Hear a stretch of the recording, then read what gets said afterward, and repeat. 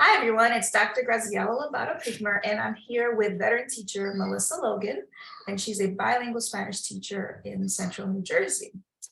Melissa, can you tell us a little bit about how long you've been teaching and how you came to be a wonderful Spanish speaker? Oh, thank you. So I learned Spanish as an adult. I ended up after college going to South America to teach English, and I learned Spanish there. I've been teaching for 27 years, most of them in third grade in the same school where I teach in Central New Jersey. Wow, very nice. One of the topics that I'd like to bring out in terms of bilingual education is the parents and their comfort level with sharing any personal information, documentation status, legal status, and things like that. What has been your experience with some of your families with that?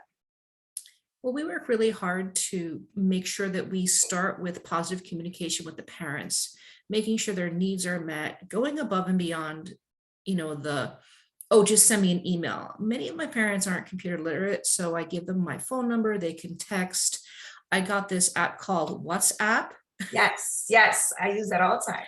And the parents are familiar with that app because that's how they communicate with their family in their country. So they know how to use that. So if they know how to use that, that's a starting point for me to help get them to a more academic platform to communicate.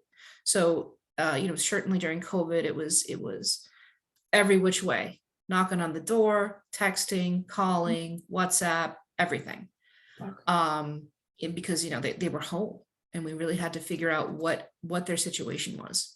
Right. And when we had a little window to see if the kids had their cameras on, you could really see what the circumstances were.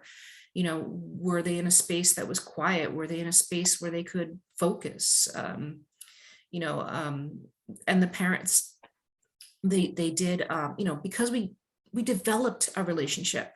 I came to their door every month with materials for their kid. They knew I was there. Mm-hmm. So they were open and honest with me. I actually had two parents evicted over Christmas of 2021. Oh my. And we were able to get them some help through church and through the school system to help them with what they needed. Thank God. And actually talking to other members of our own community, to help get them other housing. Mm-hmm. Oh, do you got a room for rent? Because Mm-hmm. this kid in my class, I can't say any names.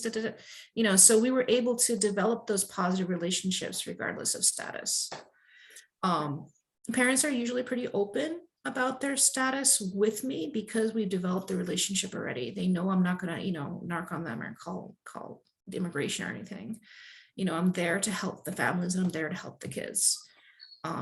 It is the law that we service undocumented families and children in public school, and we're not going to share that information with the government. We're not doing it. That's one of the most important things that I would like the families to know is that they are protected by law, that nothing's going to happen, that they can go to school in public schools and be safe.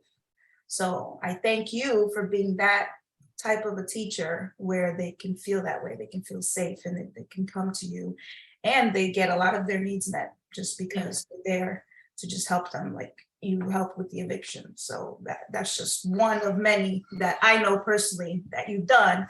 But and on this platform for this broadcast today, we're going to keep it short. But I appreciate you as a teacher, as an educator. And I thank you for being on this broadcast, and hopefully we can upgrade to a podcast eventually, and then we can talk at length about even more topics on bilingual education. So thank you, Melissa Logan. Thank you so much, Graciela. Have a wonderful evening. Thank you. Thank you, you too.